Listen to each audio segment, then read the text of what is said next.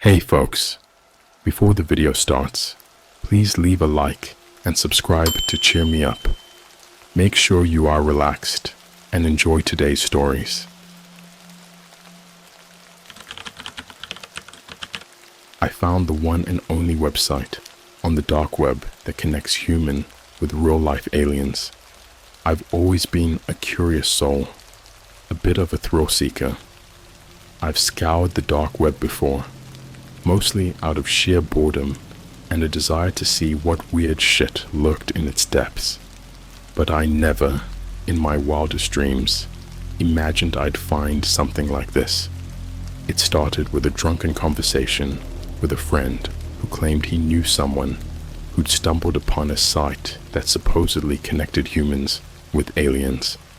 Naturally, I brushed it off as drunken nonsense, but the idea festered in my mind like a splinter. Weeks later, with a mix of curiosity and skepticism, I decided to dive deep into the dark web. I went through countless forums, message boards, and cryptic sites, each more bizarre and disturbing than the last. Most of it was your typical urban legends, ridiculous conspiracies, and grotesque content that left me feeling nauseous. But one night, I found it. Hidden behind layers of encryption and accessible only through a specific sequence of links and codes was the site, XenoConnect. The homepage was minimalist, almost like a 90s webpage, with black background and neon green text. There was a single prompt, "Do you want to believe?" followed by a yes or no button. My heart pounded in my chest as I hovered over the yes button, my cursor trembling. After a moment's hesitation, I clicked. The site took me to a form that asked for disturbingly detailed personal information: full name, address, age, occupation, and, oddly enough, my greatest fear. I hesitated, but ultimately filled it out, supplying false information where I could. Almost immediately after submitting, I received a notification. "Welcome, believer. Your initiation will commence shortly. Prepare." I figured it was some prank, or at best, a waste of time. But the next day, a package arrived at my doorstep. It was a plain brown box with no return address. Inside was a small, unmarked USB drive. Against my better judgment, I plugged it into my laptop. My screen flickered, and a video started playing. It was grainy footage of what looked like a surgical room. My stomach churned as I watched a group of hooded figures surrounding a person strapped to an operating table. The person's muffled screams were chilling, and I almost threw up when I saw what they were doing to him. They were removing his organs one by one and placing them into containers labeled with strange symbols. The video cut off abruptly, and a message appeared on my screen. "This is real. Do you want to proceed?" I was shaking, barely able to control the nausea that gripped me. Part of me wanted to shut down my laptop and throw that USB drive away, but another part, a sick, twisted part, needed to know more. I clicked yes again. Over the next few days, I received more packages. Each contained increasingly disturbing items: a vial of blood with a label I couldn't read, a tooth that looked too large to be human, and finally, a small metallic device with instructions written in an unfamiliar language. I was to implant the device under my skin, just below my left ear. The instructions were detailed, almost medically precise. I stared at the device, a cold sweat breaking out across my forehead. It felt like my curiosity had led me to the edge of a cliff, and I was about to jump. But again, that sick part of me, the part that needed to know if this was all real, took over. I sterilized a knife and performed the procedure, almost passing out from the pain and the sheer wrongness of what I was doing. Once the device was in place, my laptop powered on by itself. A voice, cold and mechanical, echoed from the speakers. "Welcome, believer. The connection has been established. Prepare for contact." That night, I couldn't sleep. My mind raced with the possibilities and the horror of what I had done. Around 3 a.m., a blinding light filled my room. I was paralyzed, unable to move or scream. Figures stood at the foot of my bed, their features obscured by the light. One stepped forward, and I realized with a jolt of terror that it wasn't human. Its eyes were too large, its skin too smooth and reflective. "We have been waiting for you," it said in a voice that resonated inside my head. "Your curiosity has led you here. Now, you will learn the truth." The next thing I remember was waking up in my bed, drenched in sweat, with a pounding headache. I checked the spot where I'd implanted the device, and it was gone, leaving only a small scar. My laptop was off, and the USB drive was missing. For a moment, I convinced myself it was all a horrible nightmare, a result of my sick curiosity getting the best of me. But then I noticed the packages, the blood vial, the tooth. They were all still there. I tried to go back to my normal life, but things were different. I felt watched, like someone or something was always lurking just out of sight. Shadows seemed to move in the corners of my vision, and at night I heard whispers that I couldn't understand, but felt compelled to listen to. A week later, another package arrived. Inside was a small black notebook. The first page had a single sentence: "Your journey has just begun. Keep the faith." I knew I was in too deep to back out now. The terror and curiosity had intertwined, creating a dark, inescapable path that I had to follow. I flipped to the next page, my hands trembling, and began to read. The notebook was filled with cryptic symbols and strange, detailed drawings. As I flipped through it, I realized it wasn't just a notebook. It was a guide. The symbols, at first glance, seemed nonsensical, but the more I stared at them, the more they started to make sense. It was like they were seeping into my brain, unlocking parts of it I didn't know existed. One page stood out. It had a detailed drawing of a place, a decrepit warehouse on the outskirts of town. Next to it was a date and time, midnight, 3 days from now. Beneath that, in blood-red ink, was a single word: prepare. Those 3 days were hell. Every moment was filled with an escalating sense of dread. I tried to focus on my day-to-day life, but I couldn't shake the feeling of being watched. My phone buzzed constantly with unknown numbers, each leaving garbled, unintelligible voicemails that sounded like a mix of static and distant screams. Every shadow seemed to stretch and twist in unnatural ways, and every creak of my old house sent a chill down my spine. Midnight came, and I found myself standing outside the warehouse. It looked exactly like the drawing in the notebook. The windows were shattered, and the building looked like it hadn't been used in decades. A sense of overwhelming wrongness washed over me, but I pushed forward, driven by a mix of fear and morbid curiosity. Inside, the air was thick with dust and the scent of decay. My footsteps echoed ominously as I walked deeper into the darkness, guided only by the dim glow of my flashlight. Then I saw it, an altar in the center of the room, surrounded by candles that flickered, even though there was no wind. On the altar was a large metallic object covered in the same symbols as the notebook.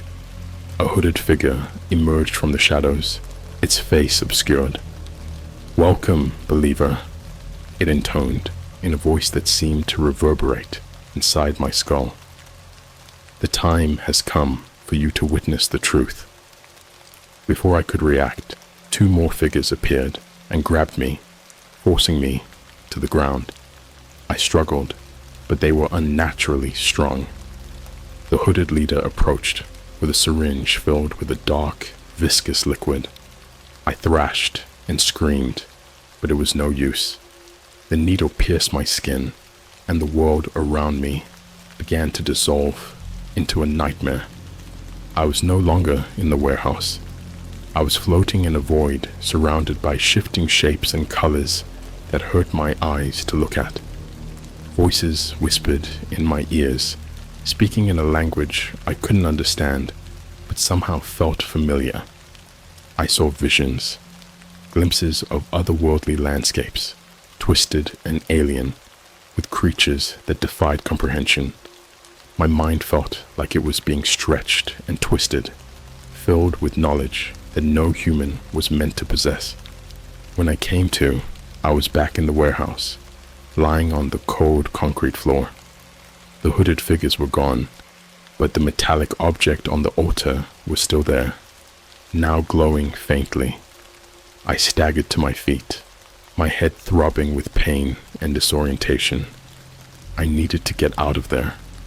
I made it home somehow, but nothing felt real anymore. The walls of my house seemed to breathe, and shadows twisted into grotesque shapes that reached out for me. I locked myself in my room, trembling and sweating, trying to piece together what had happened. That's when I noticed the changes. The scar behind my ear, where I had implanted the device, was now a deep black mark that seemed to pulse with its own rhythm. My reflection in the mirror was off. My eyes were darker, almost black, and my skin had taken on a strange pale hue. I could hear the whispers more clearly now, and they seemed to be guiding me, urging me to continue down this dark path. Another package arrived the next day, containing a small vial of the same dark liquid from the syringe and a note. The next step is near. Embrace the transformation. I knew I should stop. I should destroy everything and try to go back to a normal life. But it was too late. The pull of the unknown was too strong, and the changes in me were too deep. The whispers told me that this was only the beginning, that I was destined for something greater, something beyond human comprehension. With trembling hands, I opened the vial and drank the liquid. It burned as it went down, filling me with a strange warmth that spread through my veins. The world around me shifted again, and I felt myself being pulled into the void once more. This time, I welcomed it. I wanted to see, to know, to understand. The whispers grew louder, and the visions clearer. I saw the beings, the aliens, and they saw me. They reached out with elongated fingers, and I reached back. I was no longer afraid. I was becoming one of them, and the transformation was almost complete. As I drifted in the void, I knew there was no turning back. The truth was out there, and I was ready to embrace it, no matter the cost. I woke up in my bed, but it felt like a different reality. The room was shrouded in darkness, the air thick and oppressive. My body ached as if I had been torn apart and stitched back together. I glanced at my clock, but the numbers were a jumbled mess, spinning and flickering. I stumbled to the bathroom, needing to see my reflection to confirm I was still me. The face staring back was almost unrecognizable. My eyes were now completely black, devoid of any white, and my skin had taken on a grayish pallor. The mark behind my ear had spread, tendrils of darkness creeping up my neck. A sudden, violent knock on my front door snapped me out of my daze. My heart raced as I made my way to the door, each step heavy with dread. I peered through the peephole, but saw nothing. The knocking continued, more insistent. With a deep breath, I opened the door. A man stood there, his face hidden in the shadows of his hood. He thrust a letter into my hands without a word and vanished into the night.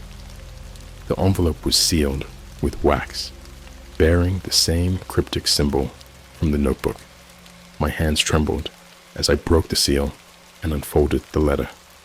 Tonight, at the abandoned asylum, midnight. Do not be late. I had no choice. The transformation had already begun, and the whispers in my mind were relentless, urging me to obey. The hours dragged by, each minute filled with a mounting sense of doom. By the time midnight approached, I felt like I was teetering on the edge of sanity. The asylum was a crumbling ruin on the outskirts of the town, long abandoned and shrouded in eerie silence. The gates were chained shut, but a small side entrance was ajar, as if waiting for me. I slipped inside, the flashlight in my hand casting long, flickering shadows that danced across the decaying walls. The interior was a maze of dark, narrow corridors, the air thick with the stench of mold and rot. Faded graffiti covered the walls, remnants of past intruders who had dared to venture here. As I moved deeper into the asylum, I heard faint whispers echoing through the halls, growing louder with each step. I found myself in a large open room that must have once been a common area for the patients. In the center stood a circle of hooded figures, their faces hidden. They turned to me in unison, and one stepped forward, lowering his hood. His face was a nightmare, pale and gaunt, with eyes as black as mine and a twisted, inhuman smile. "Welcome, believer," he intoned. "You are ready for the final stage."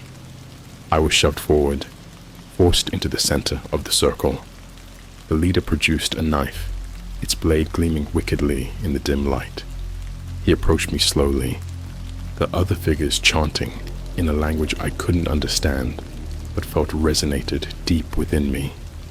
The leader began to carve symbols into my skin, the pain excruciating, but somehow distant, as if happening to someone else.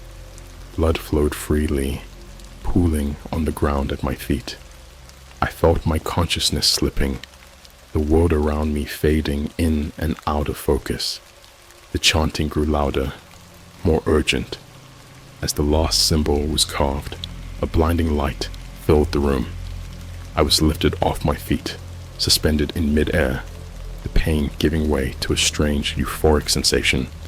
My body contorted, bones shifting and muscles twisting, reshaping me into something new, something alien. When the light faded, I collapsed to the ground, gasping for breath. The hooded figures were gone, and I was alone in the dark, silent asylum. I struggled to my feet, my body weak and unsteady. I made my way to a broken mirror hanging on the wall, needing to see what I had become. My reflection was a grotesque parody of my former self. My skin was now a dark, mottled gray, covered in the intricate, glowing symbols that had been carved into me. My eyes were larger, more alien, and my fingers elongated and tipped with sharp claws. The transformation was complete, and I was no longer human. The whispers in my mind were louder than ever, guiding me, giving me purpose. I understood now that I was a bridge between worlds, a conduit for these beings to enter our reality. The final stage of my journey had begun, and there was no turning back. I left the asylum, feeling a strange sense of peace amid the horror. The world outside seemed different, more vibrant and alive, as if I was seeing it for the first time. The whispers directed me to a new location, a secluded forest on the outskirts of the town. There, I would make contact with the beings and begin my true purpose. As I walked through the forest, the moonlight casting eerie shadows on the ground, I felt a presence growing stronger. The air crackled with energy, and I knew they were near. I reached a clearing and stopped, waiting. They appeared slowly, emerging from the shadows, their forms shifting and changing, never quite solid. They surrounded me, their eyes glowing with an otherworldly light. I felt their thoughts merge with mine, a torrent of knowledge and power flooding my mind. "You are the chosen," they communicated without words. "Through you, we shall enter this world, and you will lead our followers, and together we will reshape reality." As the night wore on, I felt my humanity slipping away, replaced by something ancient and powerful. The whispers were now a constant presence, guiding my every move. I was no longer afraid, no longer unsure. I had a purpose, and I would fulfill it, no matter the cost. The final transformation was complete, and my journey had only just begun. The forest clearing became my sanctuary, the place where I fully embraced my new existence. Days turned into weeks, and I began to gather others who had been touched by the dark web's sinister lure. They came to me, drawn by the same inexplicable pull, their eyes reflecting the same black void that had consumed me. The transformation wasn't just physical. I found myself able to communicate with the beings more clearly, their thoughts merging with mine. They showed me visions of our future, a world where their kind walked openly among humans, where the line between our species blurred and reality itself bent to their will. We prepared meticulously, converting the forest into a labyrinth of hidden paths and makeshift shelters. More followers joined us, each undergoing their own transformations, each becoming a vessel for the beings. We called ourselves the Heralds, and our mission was clear: to open the gateway for the beings to enter our world fully. One night, as we gathered in the clearing, the air crackled with an intense energy. The sky above us seemed to tear open, revealing a swirling vortex of darkness. The beings descended, their forms shifting and ethereal, filling the clearing with their presence. They instructed us to perform a ritual, one that would solidify their connection to our world. The ritual required a sacrifice. One of our own, a willing herald, would need to offer themselves. There was no shortage of volunteers, but ultimately, it was a girl named Sarah who stepped forward. She had been one of the first to join me, her transformation nearly as complete as mine. Her eyes were filled with a mixture of fear and determination. The beings guided us, their whispers directing our every move. We formed a circle around Sarah, chanting in the ancient language they had taught us. The ground beneath us trembled, and the air grew thick with an oppressive, almost tangible darkness. As the chanting reached its peak, Sarah knelt in the center of the circle, her head bowed. The leader of the beings approached her, its form shifting and flickering. It extended a long, slender hand, placing it on her forehead. Sarah's body convulsed, her eyes rolling back as a bright, otherworldly light engulfed her. The light spread, enveloping the entire clearing, blinding and searing. I felt a surge of energy, my body vibrating with the force of it. The connection between our world and theirs solidified, the gateway opening fully. The beings began to pour through, their forms becoming more solid, more real. When the light faded, Sarah was gone, her sacrifice complete. The beings stood among us, their presence undeniable. They were no longer just whispers in our minds or fleeting shadows. They were here, in our world, and there was no turning back. The days that followed were a blur of activity. The beings instructed us to spread out, to begin the process of integrating their presence into human society. We moved in silence, our minds linked, each of us knowing exactly what needed to be done. We infiltrated every level of society, from the lowest rungs to the highest echelons of power. The beings used their influence to manipulate, to bend reality to their will. People began to disappear, replaced by heralds who had undergone the transformation. The world around us started to change, subtle at first, but growing more pronounced with each passing day. The nightmarish visions I had seen during my transformation became reality. Cities twisted into grotesque parodies of themselves. The sky darkened, and the air filled with an unearthly hum. Those who hadn't joined us lived in a state of perpetual fear, unable to understand the changes happening around them. I found myself at the center of it all, a leader among the heralds, my transformation complete. The beings spoke through me, using my voice to spread their message. We were preparing for the final stage, the moment when the two worlds would merge completely. The whispers grew louder, more insistent, driving us forward. We gathered in the forest once more, the place where it had all begun. The beings stood among us, their presence more real than ever. The air was thick with anticipation, the ground vibrating with the energy of the approaching convergence. As we performed the final ritual, I felt a deep sense of fulfillment. The gateway was open, the beings were here, and our mission was almost complete. The world would never be the same, and neither would I. I had embraced the darkness, become one with the beings, and in doing so, found my true purpose. The final act was upon us, and there was no turning back. The line between human and alien, between reality and nightmare, had been erased. We were the heralds, and we would lead the world into a new era, one shaped by the beings who had chosen us. As the ritual reached its climax, I looked around at my fellow heralds, their eyes reflecting the same dark void as mine. Together, we chanted the final words, the air crackling with power. The ground beneath us split open, and the beings emerged fully, their forms solid and real. The world above trembled as the convergence began, and I knew that we had succeeded.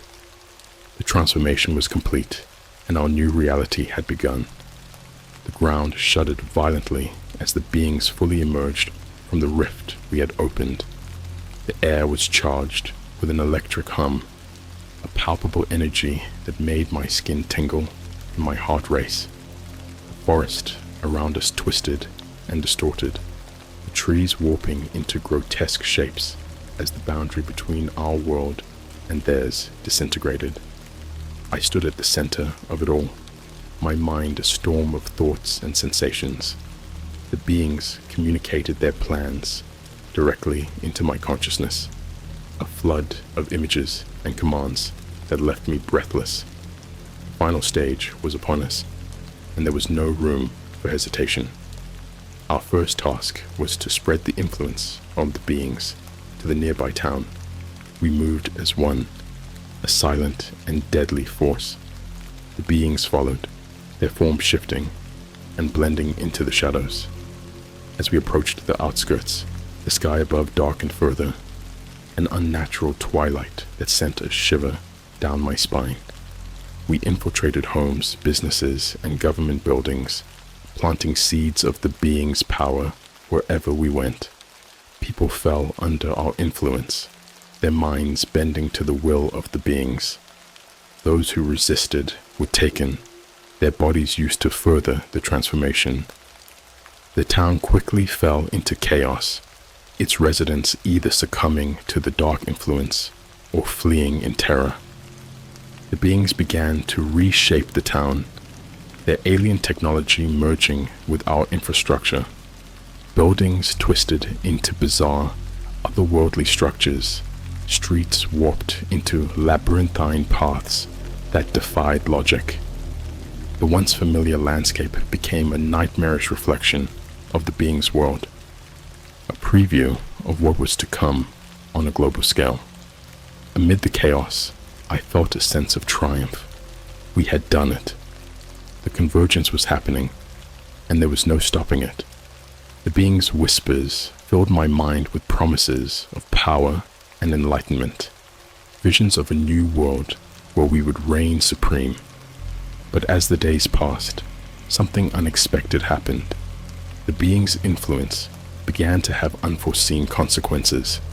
The twisted structures they created emitted a low, constant hum that drove people mad. The sky, perpetually dark, weighed heavily on the minds of those who remained. Suicides and violent outbursts became common, and even among the heralds, there was a growing sense of unease. One night, as I walked through the transformed town, I felt a strange sensation, a pull, drawing me to the edge of the forest. I followed it, my heart pounding, until I reached a small clearing. There, standing in the moonlight, was a figure I recognized immediately. Sarah, or what was left of her. Her body was a grotesque blend of human and alien, her skin mottled and dark, her eyes glowing with an eerie light. She looked at me with a mixture of sorrow and anger. "What have you done?" she whispered, her voice a haunting echo of the girl I once knew. I tried to speak, to explain, but the words caught in my throat. She stepped closer, her eyes boring into mine. "You think this is what they promised? Look around you. This isn't a new world. It's a nightmare." I wanted to argue, to deny it, but I couldn't. Deep down, I knew she was right. The beings had used us, manipulated our desires and fears to open the gateway, but what they brought was destruction, not salvation. As Sarah reached out to me, I felt a sudden, intense pain in my head. The whispers of the beings turned to screams, a cacophony of rage and betrayal. I fell to my knees, clutching my head, as the reality of our situation crashed down on me. The beings had no intention of coexisting. They were invaders, and we were their pawns. The transformation, the rituals, the sacrifices, it had all been to prepare us for this moment, to turn us into vessels for their will. But now, as their true nature revealed itself, I realized the horror of what we had unleashed. I staggered back to the town, desperate to find a way to stop them. The other heralds looked at me with confusion and fear as I rallied them, urging them to fight back against the beings. Some resisted, still under the influence, but others joined me, their minds clearing as the beings' control weakened. Together, we launched a desperate counterattack. We destroyed the alien technology, tore down the twisted structures, and fought the beings with everything we had. The town became a battleground, filled with the sounds of combat and the cries of the fallen. In the midst of the chaos, I found myself face to face with the leader of the beings. It towered over me, its form shifting and flickering with an unearthly light. "You cannot win," it hissed. "This world will be ours." With a surge of defiance, I attacked, channeling all my rage and fear into a final, desperate blow. The being shrieked, its form collapsing into a mass of writhing shadows. The other heralds, inspired by my actions, rallied and pushed the beings back, severing their connection to our world. As the last of the beings were driven out, the town began to revert to its former state. The twisted structures crumbled, the sky cleared, and the oppressive darkness lifted. The remaining heralds, exhausted and battered, looked at each other with a mixture of relief and horror. We had won, but at a terrible cost. The town was in ruins, and many of our own had been lost. The beings were gone, but their influence lingered, a dark stain on our minds and souls. In the aftermath, we vowed to never let this happen again. We destroyed all evidence of the dark website, the rituals, and the alien technology. We became guardians, watching for any sign of the being's return, determined to prevent another convergence. But even now, as I write this, I can still hear the whispers, faint but persistent. The beings may be gone, but their mark remains, and I fear that one day they will find a way back, and we will be forced to face the nightmare once more. Until then, we remain vigilant, haunted by the knowledge of what we unleashed and the price we paid to stop it. The beings taught us one thing: curiosity can be a dangerous thing, and some doors should never be opened.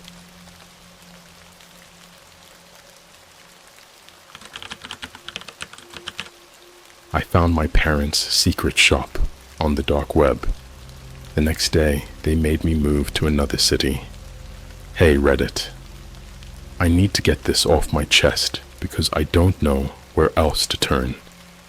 This whole thing has been eating me alive, and I feel like I'm going crazy. A few weeks ago, I discovered something about my parents that has completely shattered my world. I don't know if I'll ever be the same again. It all started when I decided to do a little exploring on the dark web. I know, it was stupid, but I was bored and curious, and I figured it couldn't hurt to just look around. I had heard all the stories about illegal marketplaces, but I never really believed any of it. I thought it was all exaggerated, all just made up. How wrong I was. I set up Tor and started browsing. At first, it was just the usual stuff. Drugs, weapons, fake IDs. It was all pretty tame, honestly. But then I stumbled upon a site that made my blood run cold. The title of the page was The Family Store. It didn't sound too bad at first, but the more I looked, the more disturbed I became. The site sold videos, not just any videos, but sick, twisted, horrifying videos. The kind of stuff that makes you want to bleach your eyes and pray for humanity. There were categories for everything: torture, abuse, and even cannibalism. I couldn't believe what I was seeing. It was like a train wreck. I wanted to look away, but I couldn't. I clicked on one of the videos out of morbid curiosity. It was a mistake. The video was a grainy, shaky recording of a man tied to a chair, his face covered in bruises and blood. The camera panned around to show a woman standing next to him, holding a knife. She was smiling, almost like she was enjoying herself. I felt sick to my stomach and immediately closed the video. But that wasn't the worst part. As I scrolled through the site, I started to recognize things, little details in the background of the videos that looked eerily familiar. The wallpaper in one of the rooms, the layout of the house. It all looked like my parents' place. I thought I was just being paranoid, so I kept digging. That's when I found the shop's About page. My heart stopped when I saw the names listed as the owners, John and Mary Thompson, my parents. I couldn't believe it. I didn't want to believe it. I stared at the screen, hoping it was some kind of sick joke or coincidence. But deep down, I knew it wasn't. I felt like I was going to vomit. I closed my laptop and sat there in shock, my mind racing. How could they do something like this? How could they hide something so horrible from me? I had to find out more. I had to know the truth. I waited until my parents went to bed that night. Then I snuck into their office. I had never been allowed in there before, and now I knew why. I started rifling through their drawers, looking for anything that could confirm my suspicions. It didn't take long to find what I was looking for. There, hidden in a locked drawer, was a folder labeled Clients. Inside were pages and pages of names, dates, and payments. There were also photos, sickening, horrifying photos of people being tortured, mutilated, and killed. Some of the faces looked disturbingly familiar, like people I had seen around town. I felt like I was going to pass out. My parents were monsters. I had to get out of there. I took the folder and ran back to my room, my heart pounding in my chest. I didn't sleep at all that night. I just sat there, staring at the folder, trying to make sense of it all. The next morning, I knew I had to confront them. I couldn't keep this to myself. I waited until they were both in the kitchen, then I walked in, holding the folder. "What's this?" I asked, my voice shaking. They both looked at me, their faces turning pale. My dad tried to grab the folder from me, but I pulled it away. "Where did you get that?" he demanded, his voice angry and scared. "I found it in your office," I said, my voice barely above a whisper. "What the hell is going on?" My mom started to cry, but my dad just glared at me. "You weren't supposed to see that," he said, his voice cold and menacing. "You don't understand." "Explain it to me then," I said, my hand shaking. "Tell me why you're doing this." He didn't say anything, just stood there, his face twisted in anger. My mom was sobbing uncontrollably, her face buried in her hands. I felt like I was in a nightmare. Finally, my dad spoke. "We had no choice," he said, his voice low. "We needed the money. You have no idea how expensive it is to keep this family afloat. This was the only way." I couldn't believe what I was hearing. "So you decided to torture and kill people for money?" I shouted, my anger boiling over. "How could you do this?" My dad didn't answer. He just looked at me with those cold, dead eyes. I knew then that there was no reasoning with him. I had to get out of there. I turned and ran out of the house, not looking back. I didn't know where I was going, but I knew I had to get away. I couldn't stay in that house any longer, knowing what my parents were capable of. As I ran, I heard my dad's voice behind me, shouting my name. I didn't stop. I just kept running, hoping that somehow I could escape this nightmare. The next day, my parents told me we were moving to another city. They didn't give me a choice. They said it was for my own safety, but I knew the truth. They were trying to hide what they had done.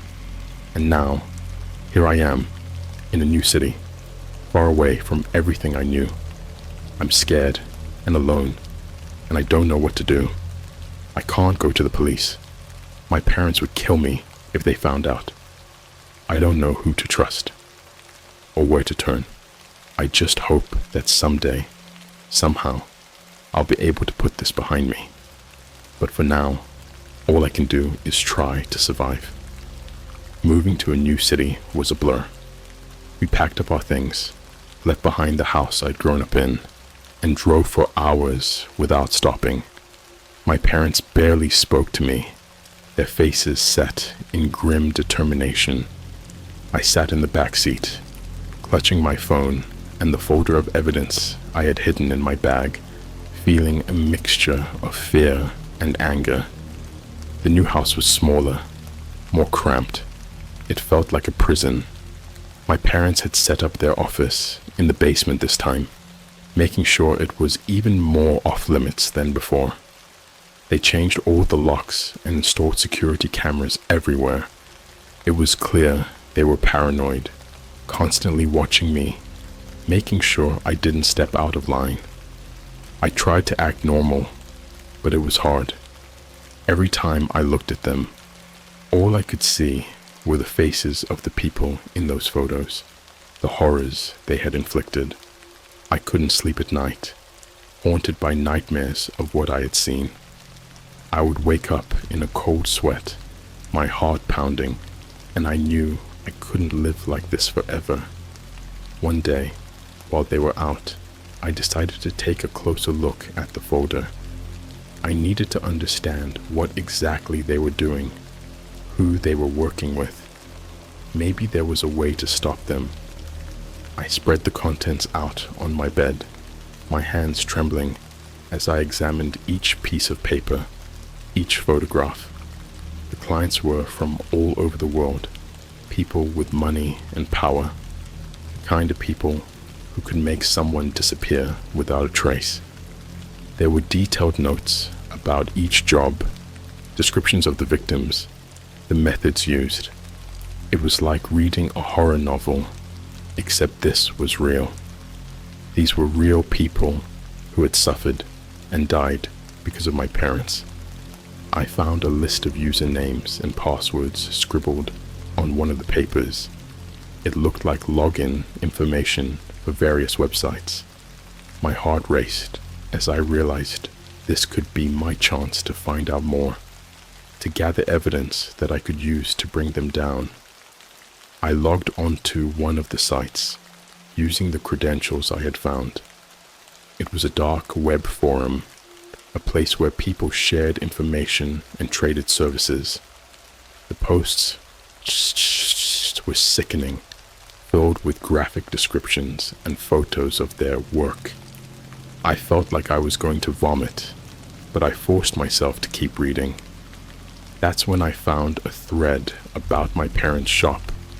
People were talking about the videos, praising the quality and the brutality. They were asking for more, offering obscene amounts of money for custom orders. My blood ran cold as I read through the comments, realizing just how deep this rabbit hole went. One user stood out to me. They went by the name The Collector, and they seemed to be a regular customer. They had posted multiple times, requesting specific types of videos, always paying top dollar. Their messages were chilling, filled with casual references to torture and murder, as if it were just another hobby. I knew I had to do something, but I didn't know who to turn to. I couldn't go to the police. They would never believe me, and even if they did, my parents would find out. I couldn't risk it. I felt trapped, suffocating under the weight of this terrible secret. I started keeping a journal, documenting everything I found. I wrote down the names, the dates, the details of each job. I saved copies of the photos and videos, storing them on a hidden USB drive. I was building a case, gathering as much evidence as I could, hoping that someday I would find a way to use it. The days turned into weeks, and I became more and more paranoid. Every time my parents looked at me, I wondered if they knew what I was doing. I couldn't trust them, couldn't trust anyone. I felt like I was constantly being watched, every move scrutinized. One night, I heard them talking in hushed voices in the kitchen. I crept down the stairs, staying hidden in the shadows, straining to hear what they were saying. "We need to be more careful," my dad said, his voice tense. "There's been too much attention on the site lately. People are asking questions." "We should shut it down for a while," my mom replied, sounding scared. "Maybe lay low until things cool off."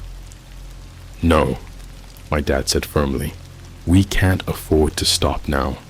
We've got too many clients waiting. We'll just have to be smarter about it."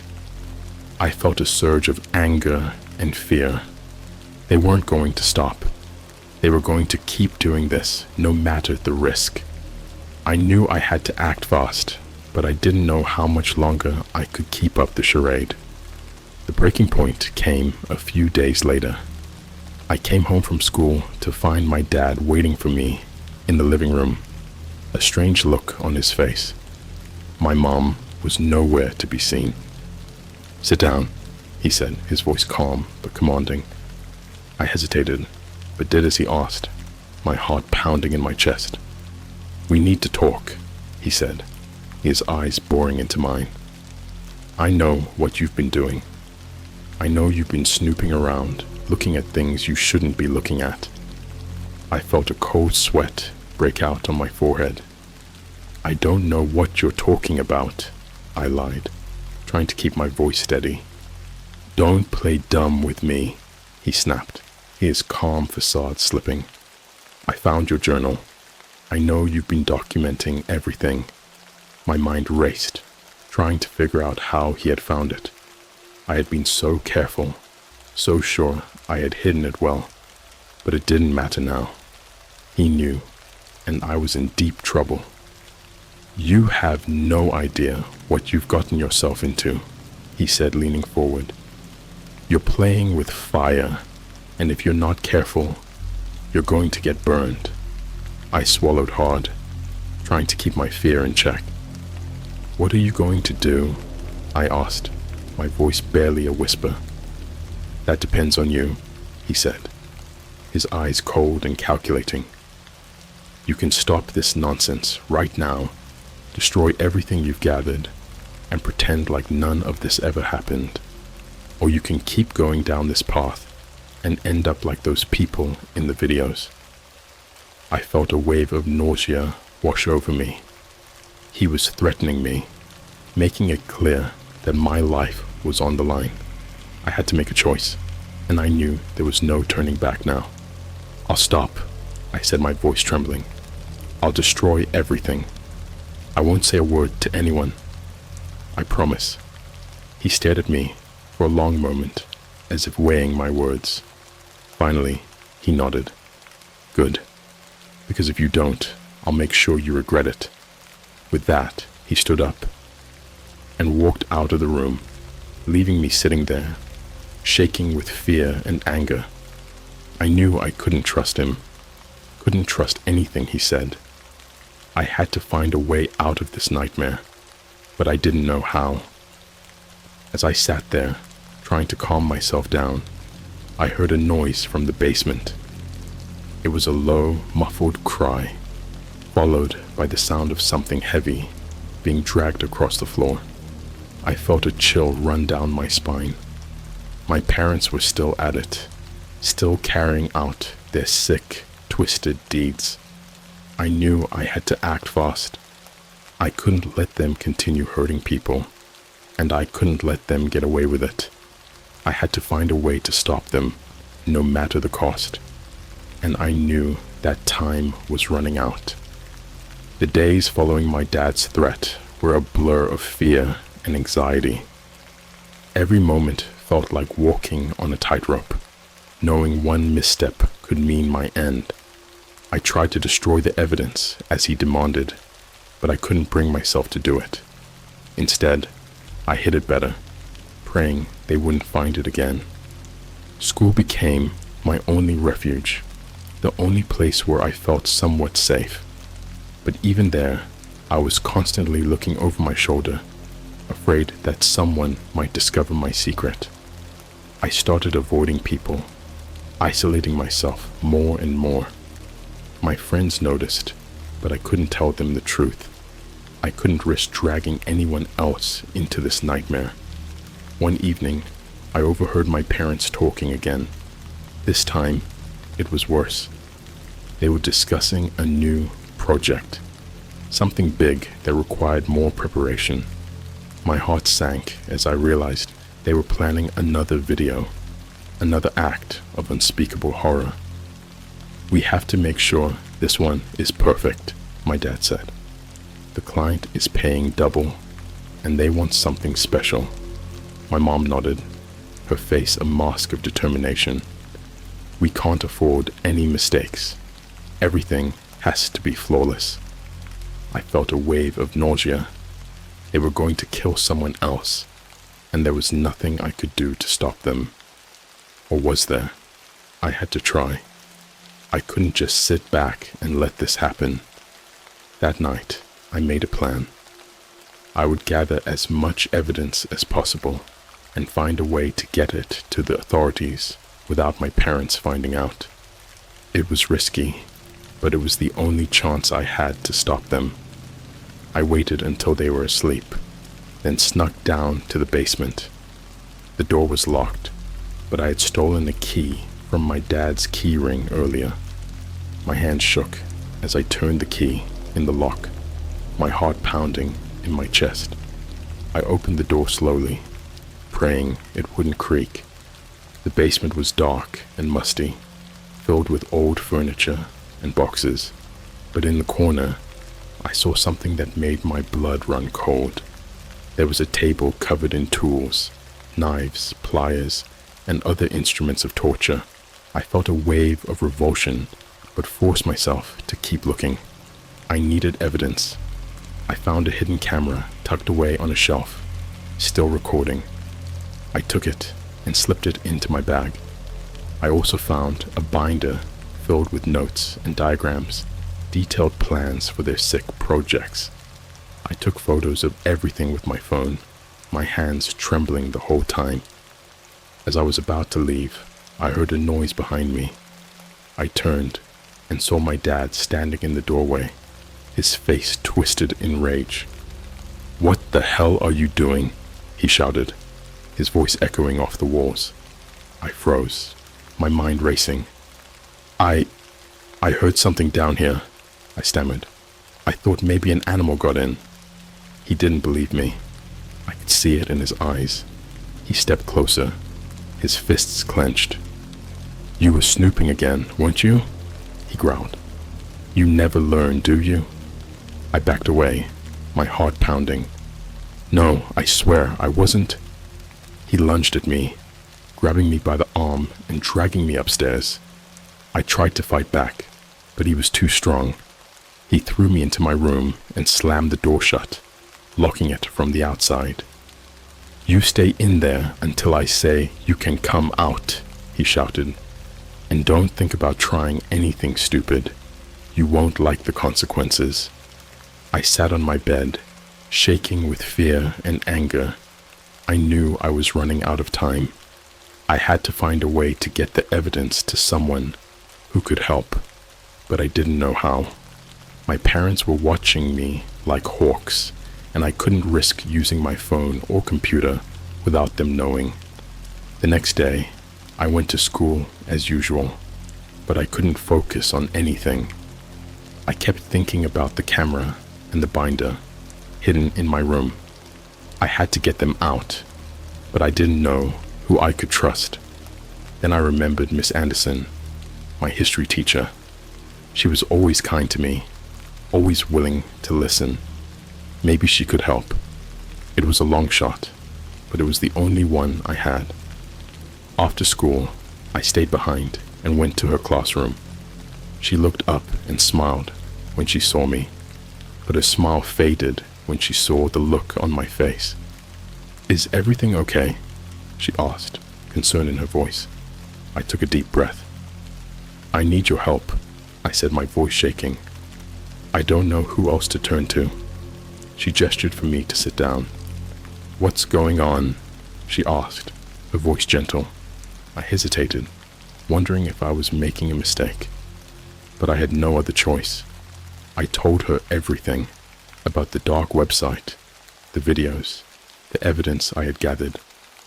Her face went pale as I spoke, but she listened without interrupting. When I finished, she was silent for a long moment. Then she stood up and walked to her desk, picking up her phone. "We need to call the police," she said. "You can't go back home. It's not safe." My heart pounded in my chest. "But my parents, they won't be able to hurt you," she said firmly. "I'll make sure of it." She called the police and told them everything. They arrived within minutes, taking me to the station for questioning. I handed over the evidence, praying it would be enough to bring my parents down. The next few days were a blur of interviews and statements. The police took my parents into custody, and I was placed in protective care. It felt surreal, like I was living in a nightmare I couldn't wake up from. But the nightmare was far from over. The police found more evidence in our house, more videos, more photos, more proof of the horrors my parents had committed. The news spread like wildfire, and soon the whole town knew the truth. My parents were charged with multiple counts of murder, torture, and other heinous crimes. They faced life in prison, and I knew they deserved every second of it. But it didn't make the pain go away. It didn't make the nightmares stop. I was moved to a different city, placed with a foster family who tried their best to make me feel safe. But I knew I would never be safe. Not really. The horrors I had witnessed, the things my parents had done, they would haunt me for the rest of my life. I still have nightmares. I still wake up in a cold sweat, hearing the screams of their victims. I don't know if I'll ever be able to forget, if I'll ever be able to move on, but I have to try. Because in the end, I survived. And I have to believe that means something. I have to believe that I can find a way to live, even after everything I've been through. But the shadows of the past are long, and they follow me wherever I go. And I know deep down that the darkness is never truly gone. It's always there, lurking just beneath the surface, waiting to pull me back in. Life with my foster family was supposed to be a fresh start, but the weight of what had happened never left me. My foster parents were kind, patient people who tried their best to help me feel at home. They had a cozy house, filled with warmth and love, a stark contrast to the cold, calculated horror of my previous life. But no matter how hard they tried, the memories of my parents' dark deeds clung to me like a second skin. The media frenzy that followed my parents' arrest was relentless. Reporters hounded me for interviews, trying to get the inside scoop on the family of monsters. I couldn't go to school without being whispered about or stared at. The other kids avoided me, and I was constantly reminded that my parents' actions had painted a target on my back. One evening, I was in my room, trying to lose myself in a book, when I heard a knock at the door. My foster dad, Mark, answered it. I heard him talking to someone, his voice growing tense. Curious, I crept to the top of the stairs to listen. "I'm sorry, but she doesn't want to talk to the media," Mark was saying. "Please respect her privacy." "But we just want a few words," a man's voice responded. "Her story is important. People need to know." "No," Mark said firmly. "If you don't leave, I'll call the police." The man muttered something under his breath. Then I heard footsteps and the door closing. I breathed a sigh of relief, grateful for Mark's protection. But my relief was short-lived. That night, I received a text from an unknown number. It was a photo of me taken earlier that day, followed by the message, "You can't hide forever." I felt a surge of panic. Someone was watching me, and I didn't know who. I showed the message to Mark and my foster mom, Lisa. They immediately called the police, but there was little they could do. The number was untraceable, likely a burner phone. The text was just the beginning. Over the next few days, I received more messages. Some were photos of me at school, at home, even in the grocery store. Others were more sinister threats and taunts, reminding me that I was never truly safe. The police increased their patrols around our neighborhood, but it did little to ease my fear. One night, I woke up to a noise outside my window. It was a faint tapping, barely audible, but it sent a jolt of fear through me. I crept to the window and peeked out, my heart pounding. At first, I saw nothing, just the dark shapes of trees swaying in the wind. But then I saw it, a shadowy figure standing by the fence, staring up at my window. I froze, my breath catching in my throat. The figure stood there for what felt like an eternity, then turned and disappeared into the night. I backed away from the window, trembling. I knew I had to tell Mark and Lisa, but part of me was terrified that they wouldn't believe me, that they would think I was just paranoid. The next morning, I told them everything. Mark immediately called the police again, but there was no evidence of an intruder. The officers promised to keep an eye on the house, but their assurances felt hollow. The figure's presence had shattered any illusion of safety I had left. Days turned into weeks, and the harassment continued. I started getting emails from the same unknown source, filled with graphic images and videos that I recognized all too well. They were from my parents' shop, the same horrifying content that had turned my life upside down. I couldn't escape the past, no matter how hard I tried. One night, I received an email with an attachment labeled, "For Your Eyes Only." My hand shook as I clicked on it, revealing a video. The footage was dark and grainy, but I recognized the setting immediately. It was the basement of my old house. The camera panned around, showing the familiar tools and setup, then focused on a figure tied to a chair in the center of the room. I gasped, my blood running cold. The figure was a woman, her face bruised and bloodied. She looked up at the camera, and I recognized her. It was my mom. She was alive, and she was the one being tortured now. The realization hit me like a punch to the gut. A voice off camera spoke, distorted and unrecognizable. "This is your fault," it said. "You exposed us, and now you must pay the price. If you want her to live, you'll follow our instructions exactly." I watched in horror as the video cut to black. Another message popped up on the screen, detailing a series of demands: money, silence, and complete obedience. They threatened to kill my mom if I didn't comply. I felt a wave of conflicting emotions: hatred for my parents, guilt for exposing them, fear for my mom's life. I didn't know what to do. I couldn't trust the police. They had done little to help so far, and I couldn't involve Mark and Lisa, not without putting them in danger. I spent the next few days in a daze, trying to come up with a plan. I couldn't just ignore the demands, but I also couldn't risk doing exactly what they wanted. I needed to find a way to turn the tables, to take control of the situation. Finally, I decided to confront them on my terms. I sent a message to the unknown number, agreeing to their demands but setting my own conditions. I wanted proof that my mom was still alive and unharmed.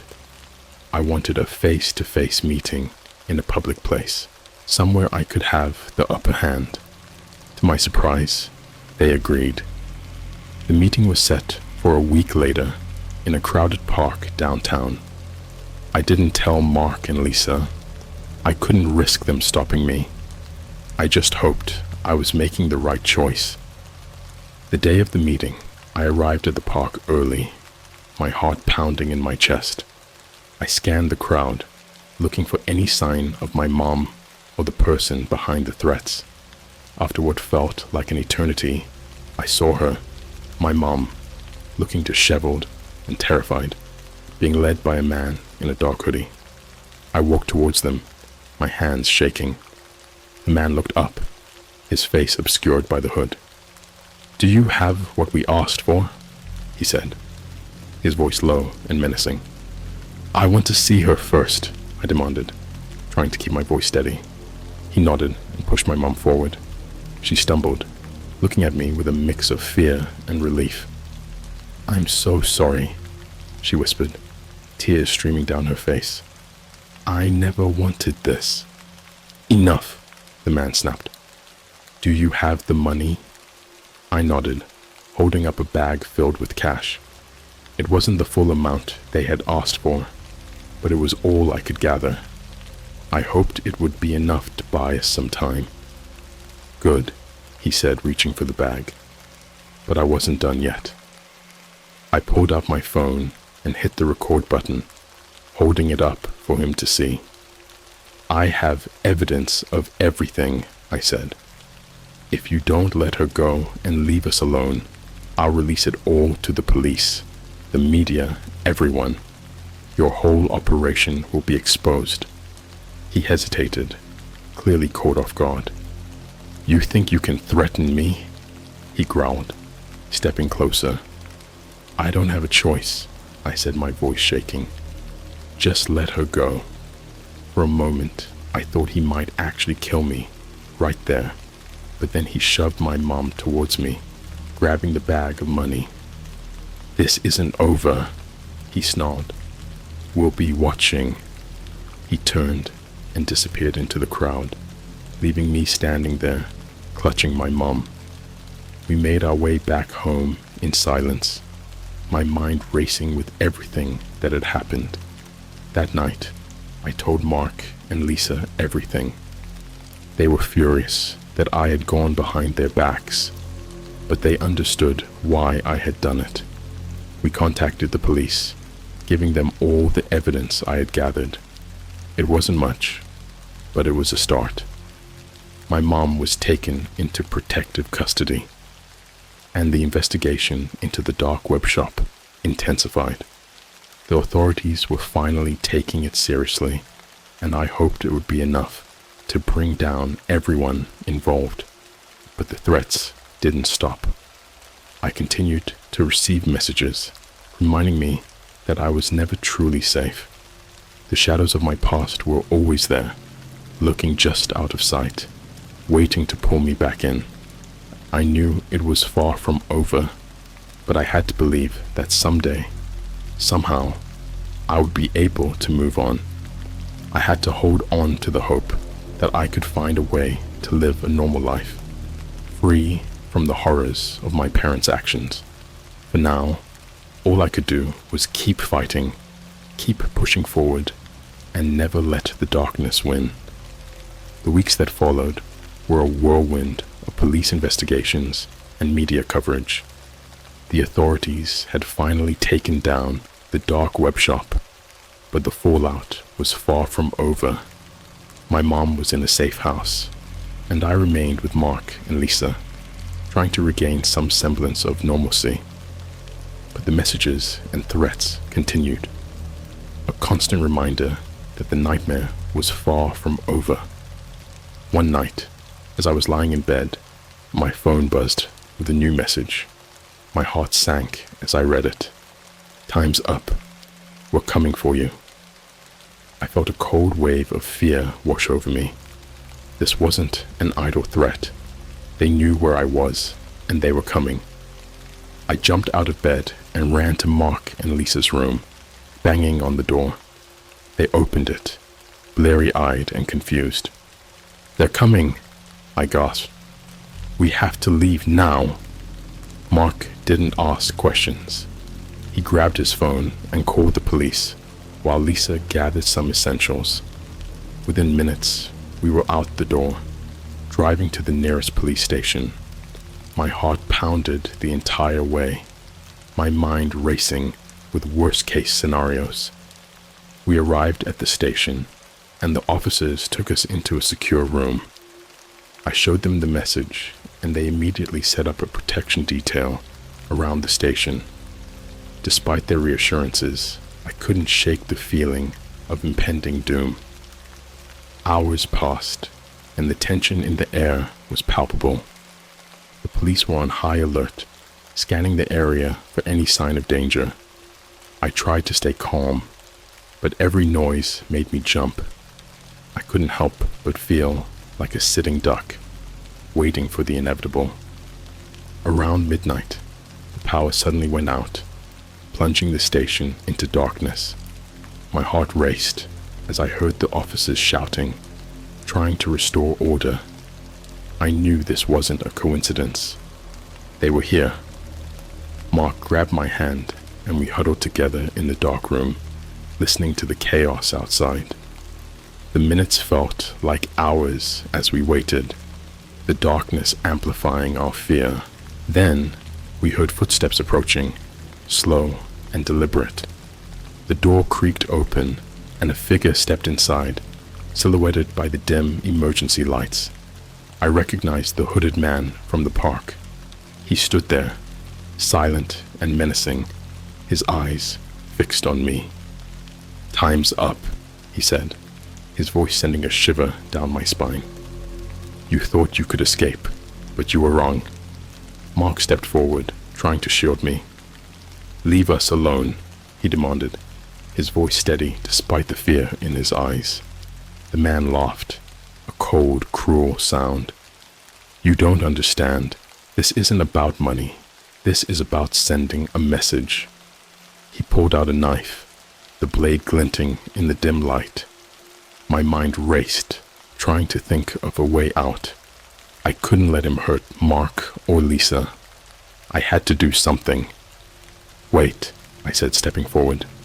"Take me. Leave them out of this. They have nothing to do with it." The man's eyes narrowed. "You think you can bargain with me?" he sneered. "You're just as naive as your parents." In that moment, the door burst open and a group of officers stormed in, guns drawn.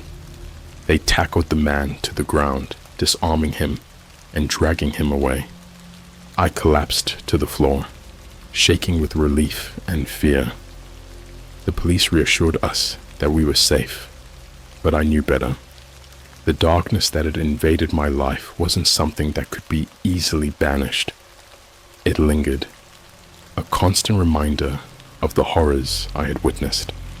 The next few days were a blur of police interviews and media scrutiny. The hooded man was identified as one of the key figures behind the dark web shop, but many of his associates were still at large. The investigation continued, and the authorities promised to keep us safe, but I couldn't shake the feeling that it was far from over. Mark and Lisa decided it was best for us to move again, to start fresh in another city where we could try to put the past behind us. It was a difficult decision, but I knew it was the right one. I couldn't keep living in fear, constantly looking over my shoulder. We packed up our things and moved to a small town far from the chaos. It wasn't easy, but I tried to rebuild my life, piece by piece. I enrolled in a new school, made new friends, and tried to find some semblance of normalcy. But the scars of my past were always there, lurking beneath the surface. One night, as I was getting ready for bed, I received a message from an unknown number. My heart sank as I read it. "We're still watching." I felt a wave of nausea and fear, but I knew I couldn't let them win. I had to keep fighting, keep pushing forward. I told Mark and Lisa about the message, and we contacted the police. They assured us they would increase our protection, but I knew the fight wasn't over. The darkness that had invaded my life was always there, lurking in the shadows, waiting to pull me back in, but I refused to let it. I had survived this far, and I would keep surviving. I would find a way to live, to move on, no matter how hard it was, because in the end, the darkness could only win if I let it, and I wasn't about to give up that easily. So I kept my head up, kept moving forward, and refused to let the shadows of my past define me. I had seen the worst humanity had to offer, but I had also seen the best, and as long as I held on to that, I knew I could face whatever came next.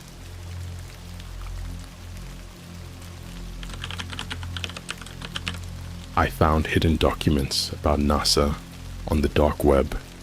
I now know why they stopped exploring the ocean. I don't usually post on Reddit, but I feel like I have to get this off my chest. You know how sometimes you hear about things that you can't unhear? This is one of those times.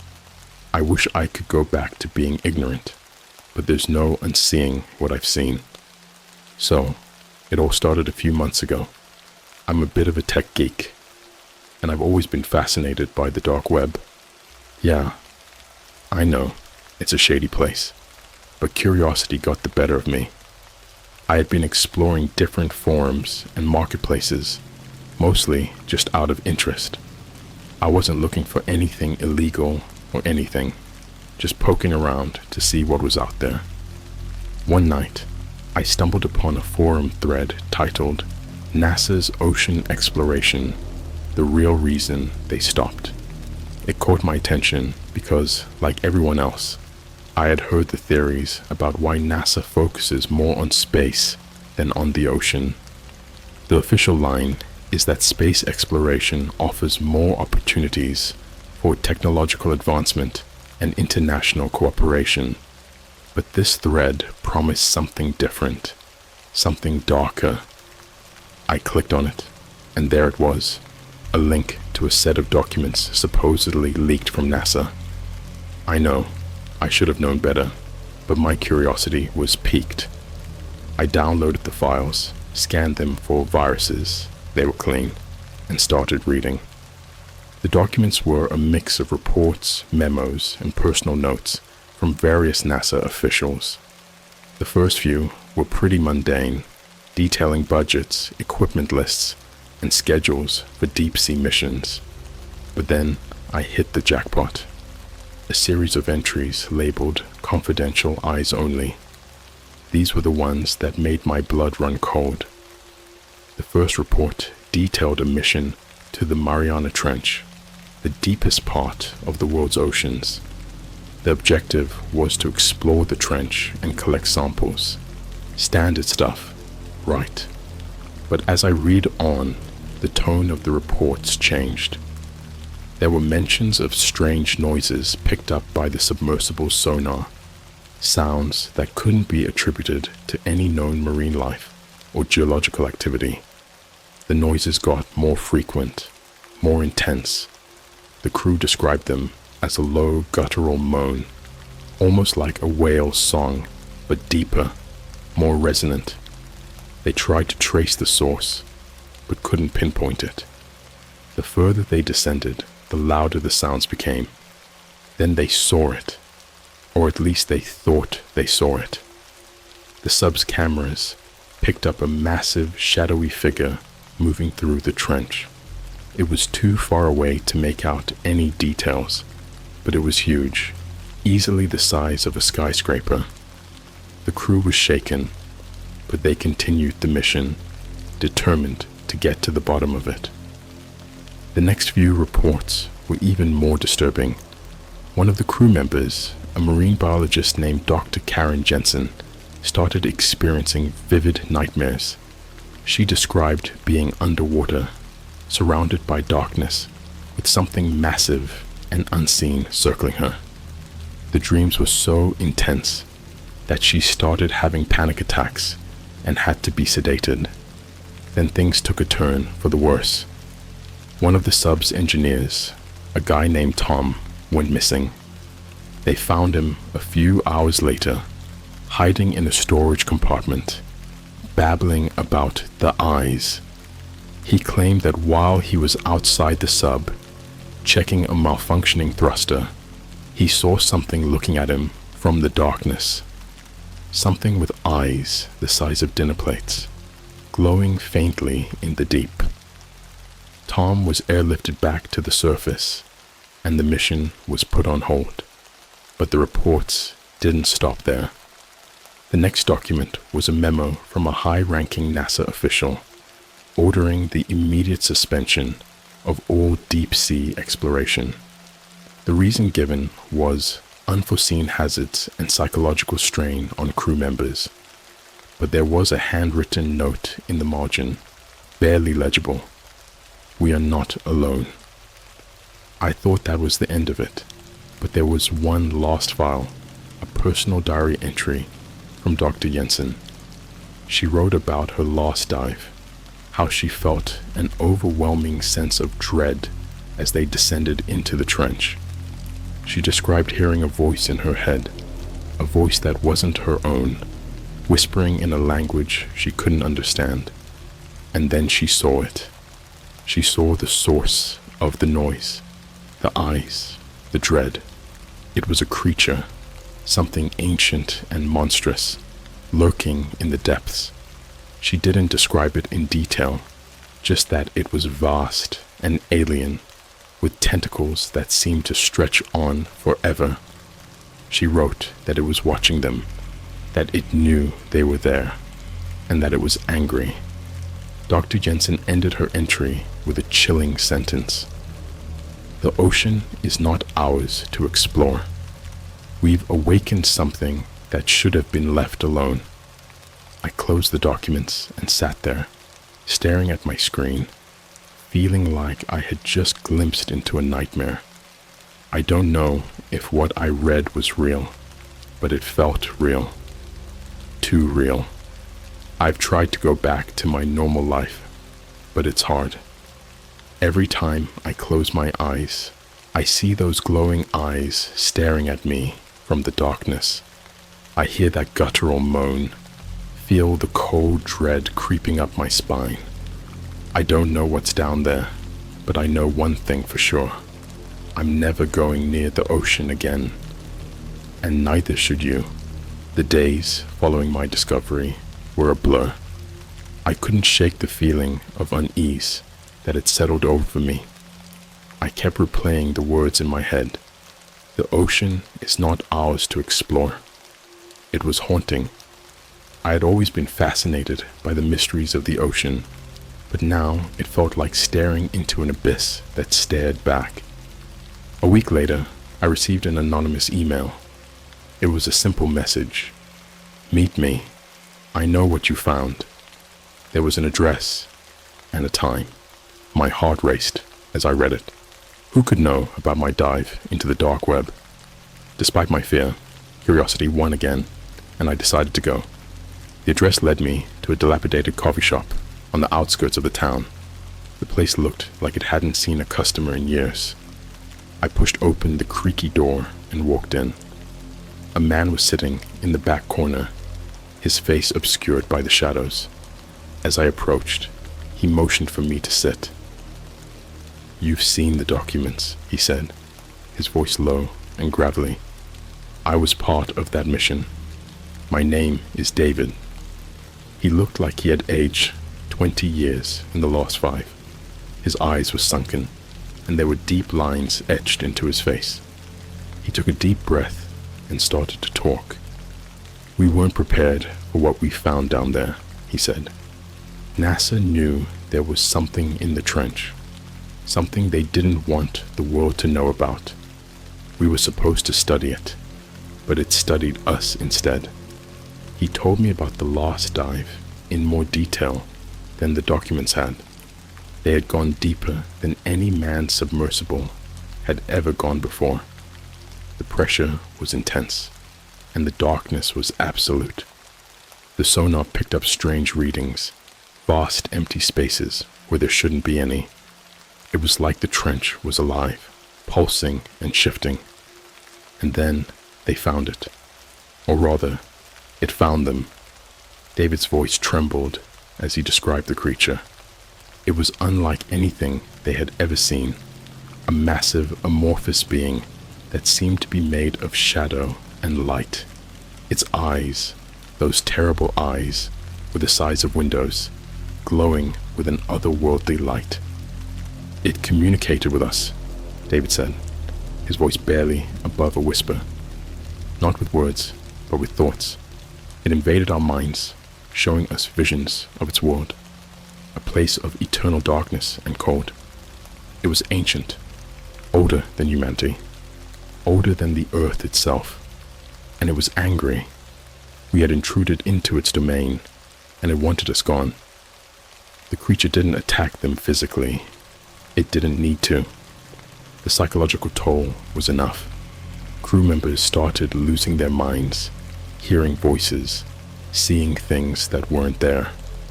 One by one, they succumbed to the madness. Dr. Jensen was the first to go. She locked herself in her cabin and refused to come out. When they finally broke down the door, they found her huddled in the corner, muttering to herself, her eyes wide with terror. David paused, his hands shaking. "I barely made it out alive," he said. NASA covered it up, of course. They couldn't let the public know that there was something down there, something beyond our understanding. I listened in stunned silence. It was hard to believe, but the fear in David's eyes was real. He handed me a small, worn notebook. "This is all I could save," he said. "It's Jensen's diary. It might help you understand." I took the notebook and left the coffee shop, my mind reeling. When I got home, I opened it and started reading. Jensen's handwriting was shaky and her entries were disjointed, but they painted a vivid picture of her descent into madness. She wrote about the creature's thoughts invading her mind, showing her visions of an ancient alien world. She described feeling like she was drowning, unable to breathe, as if the creature was pulling her into the depths with it. Her last entry was the most chilling. "It's here. I can feel it watching me. We've opened a door that should have stayed closed. God help us all." I couldn't sleep that night. Every time I closed my eyes, I saw those glowing eyes staring at me, felt the cold dread of the deep ocean wrapping around me. I knew I couldn't keep this to myself.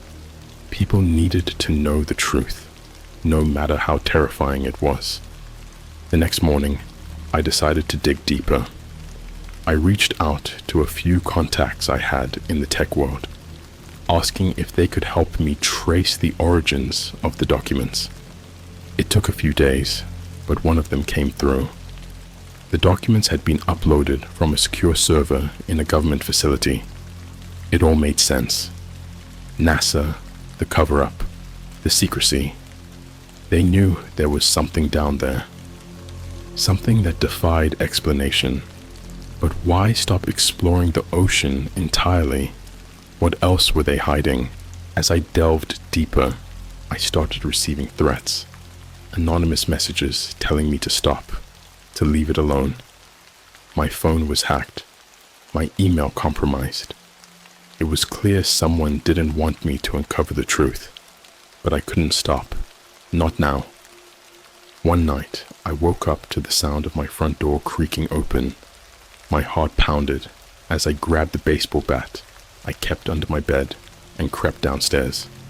The house was dark, but I could feel a presence, something cold and malevolent. I heard whispers, barely audible, but unmistakable. "It's here. I can feel it watching me." I swung the bat wildly, but there was nothing there, just shadows and silence. I knew then that I was in too deep, that whatever I had uncovered had followed me into the real world. There was no escaping it. I don't know how this will end, but I need to keep going. People need to know the truth about what's lurking in the depths of our oceans. We've awakened something that should have stayed asleep, and now we're all in danger. I started to feel like I was being watched everywhere I went. Every creak of my floorboards, every shadow in the corner of my eye felt like a presence lurking just out of sight. My paranoia grew, but I couldn't let it stop me. I had to find out more. After days of relentless searching, I found a retired oceanographer named Dr. Alan Cook. He was involved in some of NASA's early ocean exploration projects.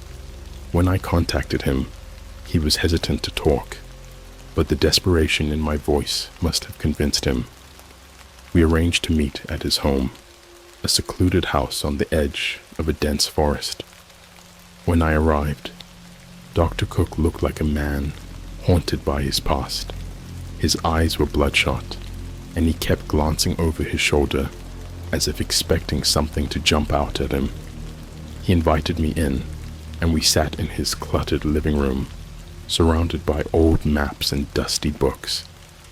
"You shouldn't have come," he said, his voice trembling. "There are things you don't understand, things that should be left alone." I showed him the documents and Jensen's diary. His hands shook as he flipped through the pages. "I was there, you know," he said, his voice barely a whisper. "I saw things that no one should ever see." He told me about an earlier mission, one that took place before the Mariana Trench expedition. They were exploring a deep underwater cavern off the coast of Japan. The mission started like any other, collecting samples, mapping the area, but then they found something unexpected, a tunnel leading even deeper into uncharted territory. They sent a drone in first, equipped with cameras and sensors. What it transmitted back was beyond comprehension. The walls of the tunnel were lined with strange bioluminescent symbols, pulsing with an eerie light.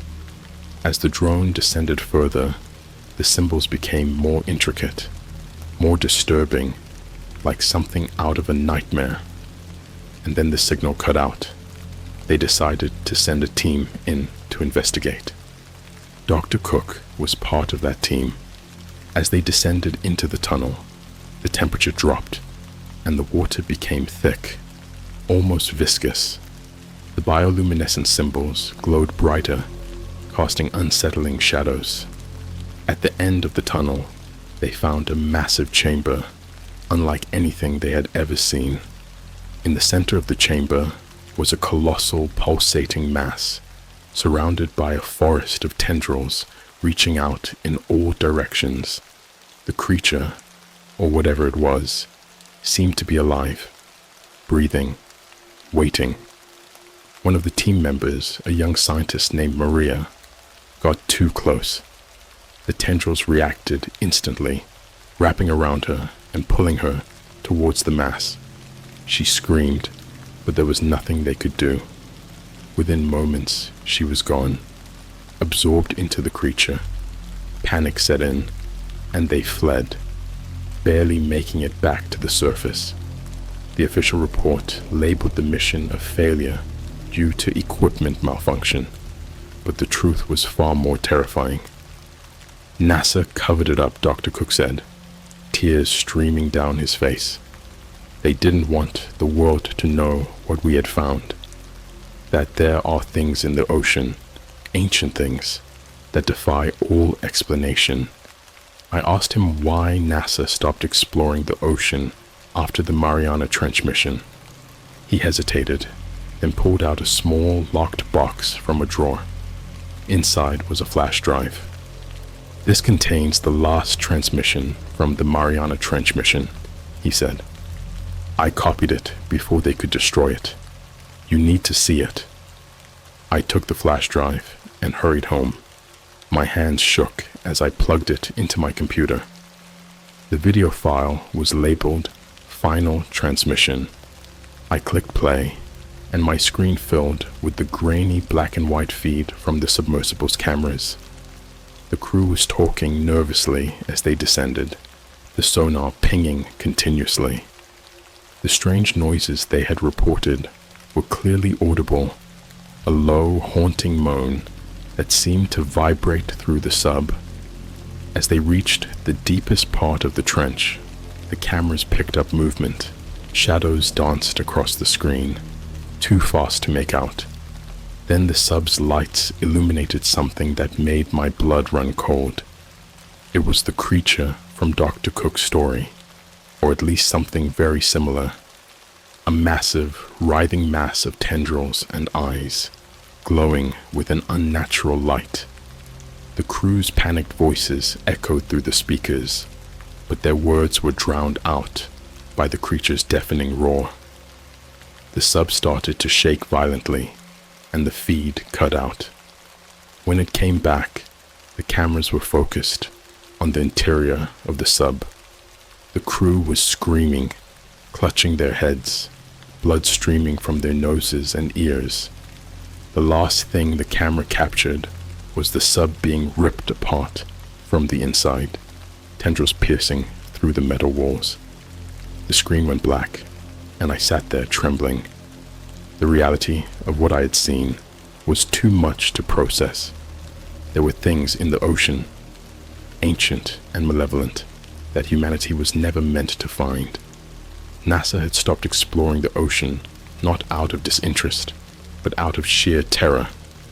I knew then that my life would never be the same. The creatures were real, and they were watching, waiting.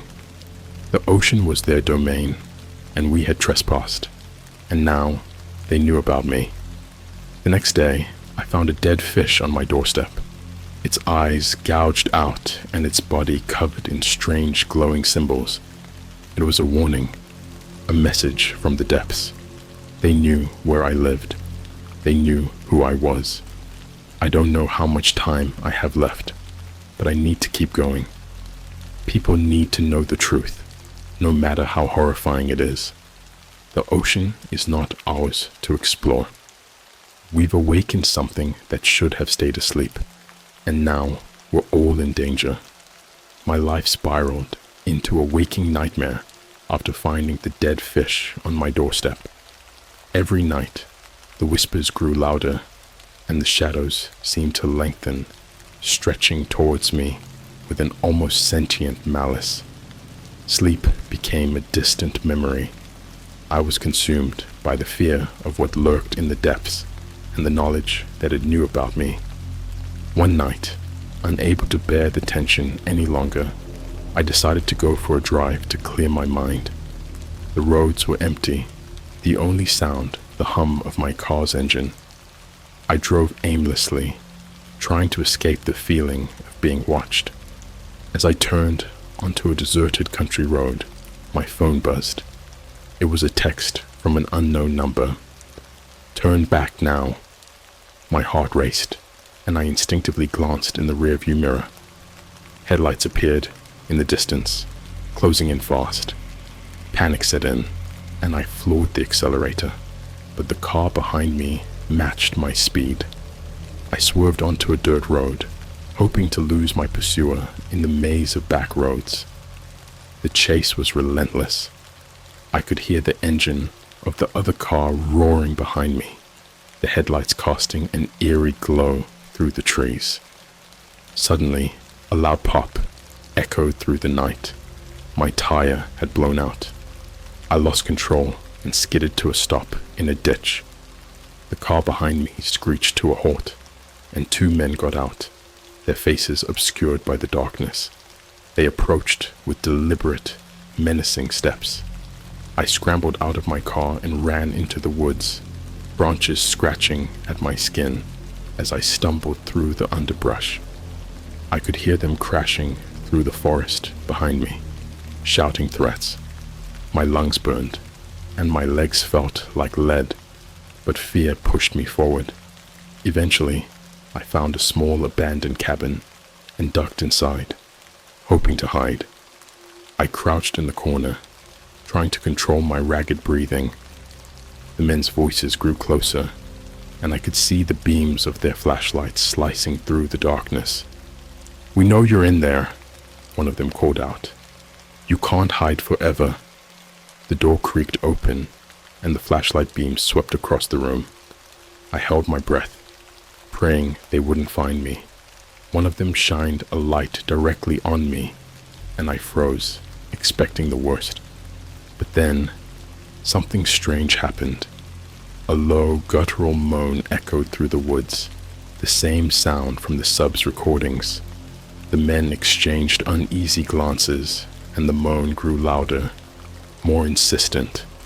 Their flashlights flickered, and in that moment of confusion, I bolted from my hiding spot, slipping past them and back into the forest. I didn't stop running until I reached the edge of the woods and saw the lights of a nearby town. Exhausted and terrified, I stumbled into a 24-hour diner and collapsed into a booth. The waitress gave me a concerned look, but didn't ask questions. I must have looked like I had seen a ghost. Over the next few days, I tried to lay low, avoiding my apartment and using cash for everything. I stayed in cheap motels, always on the move, but I couldn't shake the feeling that I was being watched, that the eyes from the deep were still on me. One night, as I sat in yet another dingy motel room, my laptop buzzed with an incoming email. It was from a colleague of Dr. Cook's, someone who had worked on the Mariana Trench mission but had managed to stay off the radar. The email was brief and to the point. Meet me. I have information that might save you. Coordinates attached. Desperation and curiosity got the better of me once again. The coordinates led to an isolated cabin in the mountains, far from any prying eyes. When I arrived, the place looked abandoned, but I could see a faint light coming from one of the windows. I knocked on the door, and a gaunt man with wild eyes opened it. "You must be the one digging into NASA's secrets," he said, ushering me inside.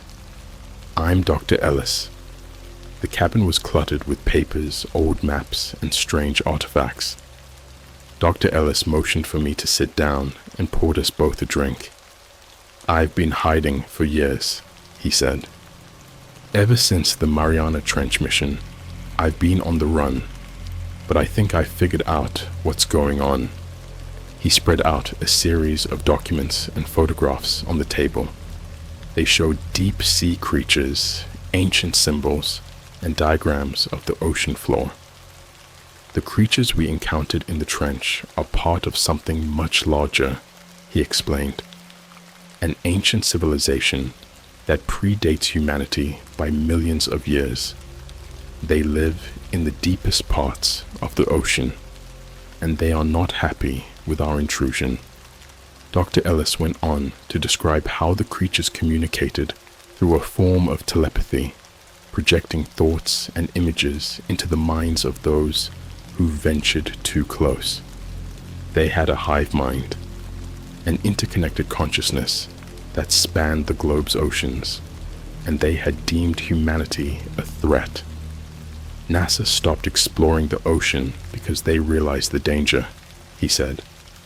They covered it up to prevent mass panic, but now they're trying to contain the situation, to keep these entities from rising to the surface.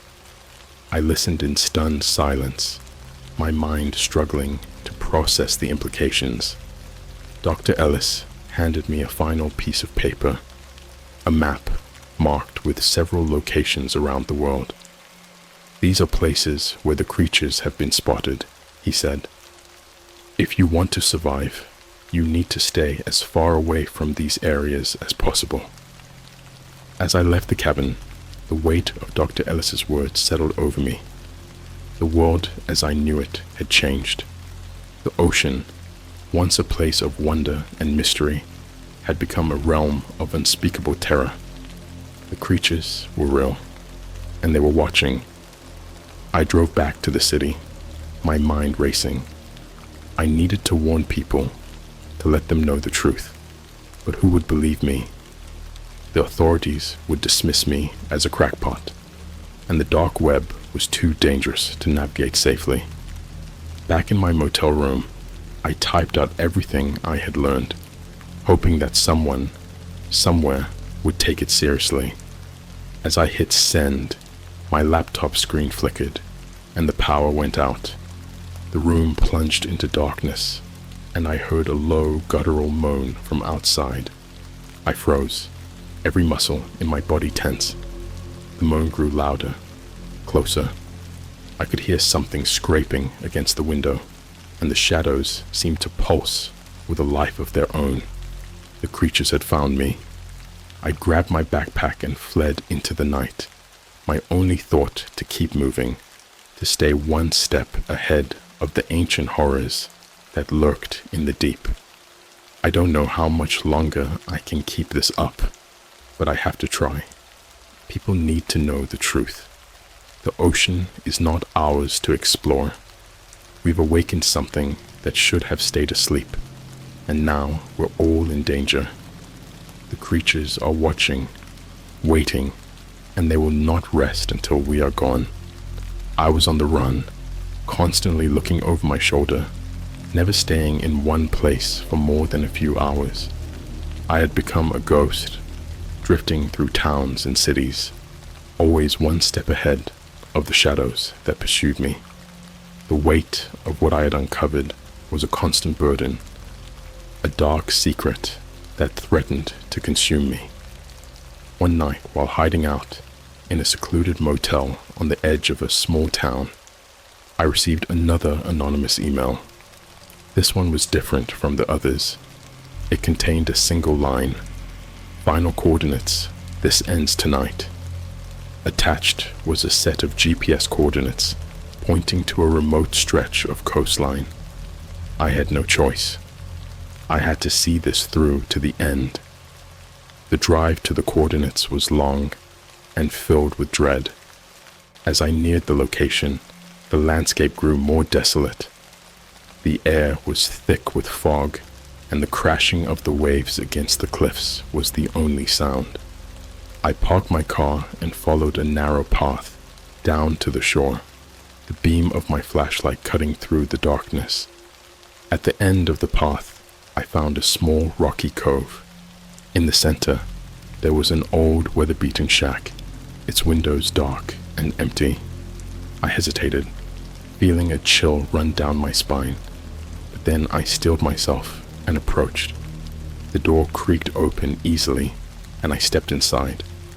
The interior was sparse, with only a table and a few chairs. On the table, there was a single notebook, much like the one Dr. Jensen had kept. I opened it, my hands shaking, and began to read. The entries were from various people: scientists, divers, and even naval officers, each recounting their encounters with the creatures in the deep. The final entry was the most disturbing.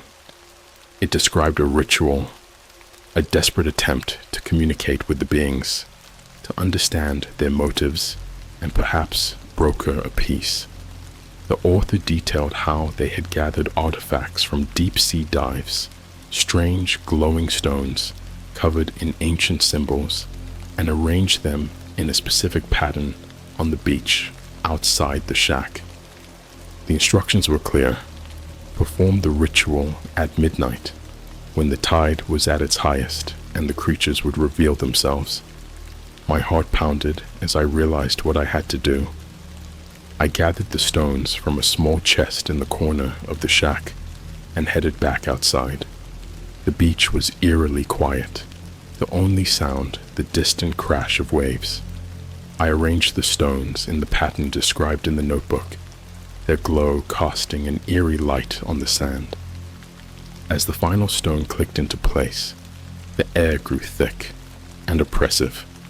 The tide surged, and the ground beneath me seemed to vibrate with a low, rhythmic pulse. I stood there, heart racing, as the water began to recede, revealing a dark, yawning chasm in the ocean floor. From the depths, a low, guttural moan echoed, louder and more insistent than ever before. The water bubbled and churned, and then they emerged. The creatures were even more horrifying in person. Massive, writhing masses of tendrils and eyes, their forms shifting and pulsating with an unnatural light. They moved with a deliberate, almost intelligent grace, their eyes locking onto me with a predatory intensity. A voice echoed in my mind, not in words, but in feelings and images. It was ancient, filled with a deep, abiding anger. The vision it projected was of a time long before humanity, when the creatures ruled the oceans. They showed me the rise of mankind, our pollution, our exploitation of the seas, and their growing rage. They had tolerated us for centuries, but our intrusion into their deepest sanctuaries was the final straw.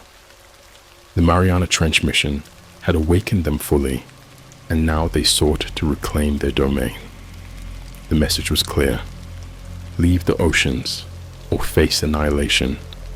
I fell to my knees, overwhelmed by the sheer power of their presence.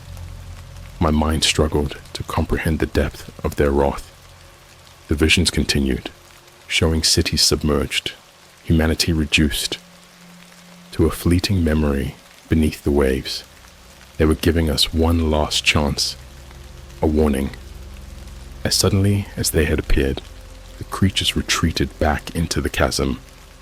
The tide surged forward, filling the void, and the stone's glow faded. The beach was silent once more, but the air was charged with a sense of finality. I knew what I had to do. I returned to the shack and wrote down everything I had experienced, every detail of the ritual, and the warning from the creatures. I uploaded the information to every platform I could think of, sending it out to the world. People needed to know the truth, even if it meant they would think I was insane. The next few days were a blur.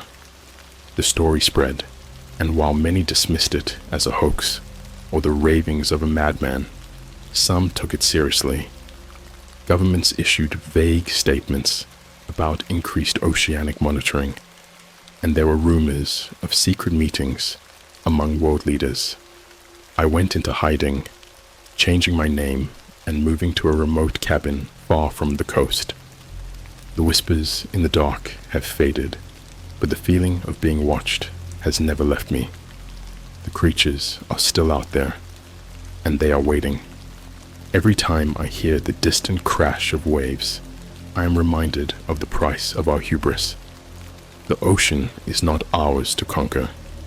We've awakened something ancient and powerful, and they will not rest until we heed their warning. I hope that my story serves as a cautionary tale. The ocean is vast, mysterious, and filled with wonders beyond our understanding. But it is also home to ancient beings that we should never have disturbed. The creatures are watching, and they will not forgive our trespasses easily. For now, I live with the knowledge of what lurks in the deep, always vigilant, always wary.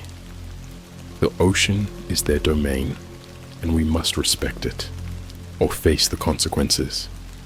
The creatures of the deep are real, and they are waiting for the day we forget their warning and venture too far once again.